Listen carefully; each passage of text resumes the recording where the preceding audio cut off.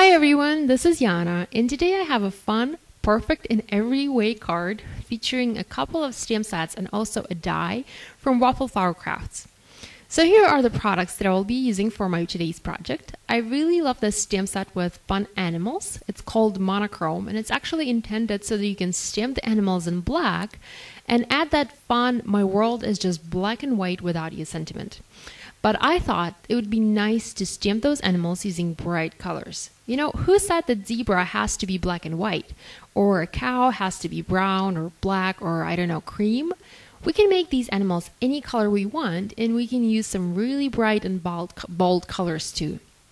I absolutely love every image in this set, but my favorite one is definitely the zebra. I don't know why, it just makes me smile. Now, the second stamp set that I have is called In Every Way, and what I like about this one is definitely the font or the handwriting.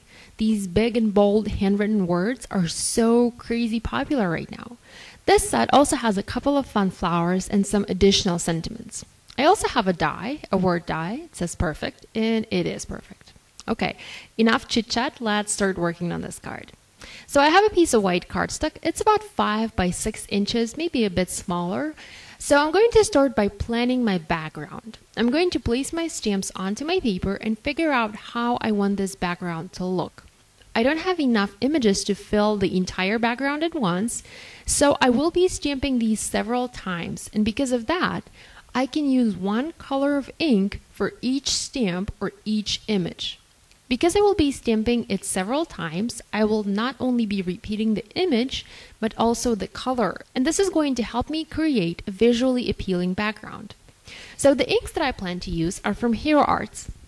I picked some of my favorite colors. I have Butter Bar, which is a nice yellow. Next is Soft Vanilla, which is a lighter yellow. Then I have Green Hills, which is a very bright green. And finally, my all-time favorite Tide Pool ink. I will also be using the Forever Green ink color to stamp the second sheet, the outline one. So I'm going to start my stamping with the largest image, zebra, and I'm going to stamp it in the center of my panel. Now I want these inks to be a little bit more vibrant, so what I'm going to do is I'm going to double stamp every single image for my background today.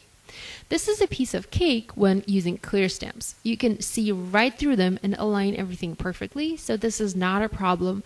And you can see that that gives you a much brighter and more vibrant impression.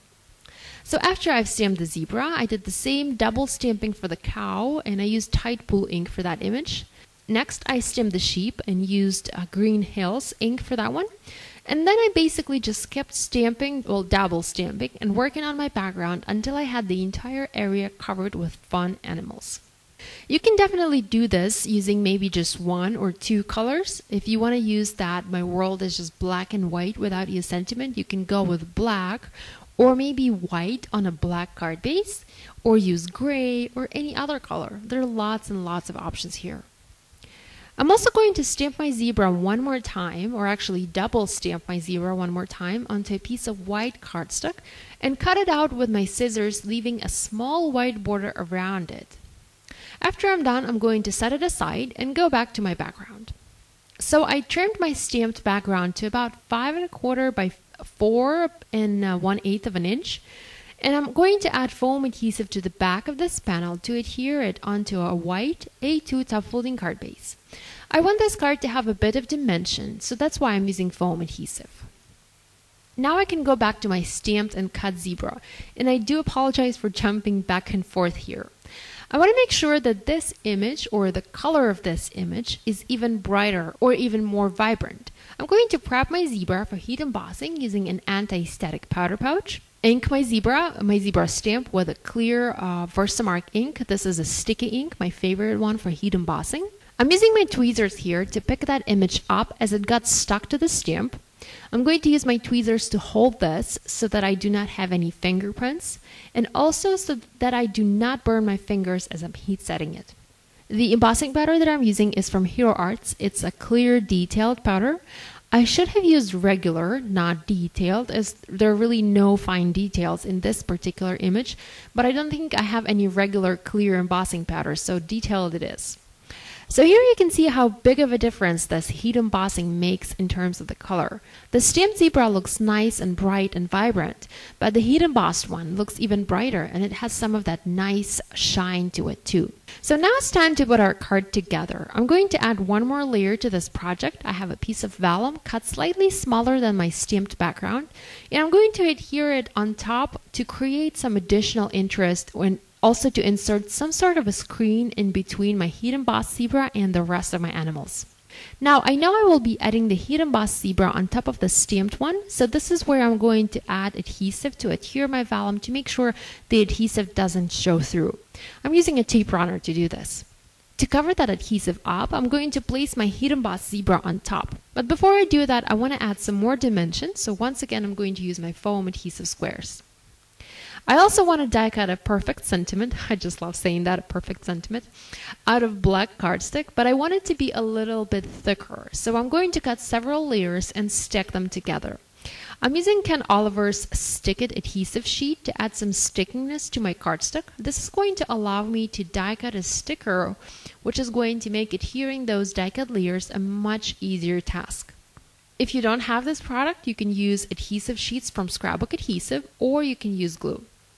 So once I have those cut, I'm going to stack them together and create one thick die cut. It's very easy to do since I already have the adhesive on. I don't have to spend time adding glue to each of those die cuts. I'm going to adhere that perfect die cut word on top of my zebra, and I'm also going to add an additional sentiment or a continuation of this sentiment. I'm going to use the In Every Way stamp and stamp it in black ink onto white cardstock to create a black and white label. I'm using VersaFine Onyx Black ink for this. This is my go-to ink for stamping sentiments and basically just all things black. So I'm going to cut that label out with my scissors and adhere it onto my vellum using foam adhesive to create even more dimension. As the one final touch, I'm going to add a cute little bow at the bottom there. So this finishes my today's project. I hope you enjoyed it. As always, you can find the list of supplies to create this card in the video description. If you'd like to see more videos using stamps from Waffle Flower Crafts, please check out the link you see on the screen. And if you're new to my channel, please subscribe. I have new videos coming out every week. Thanks for watching. Bye!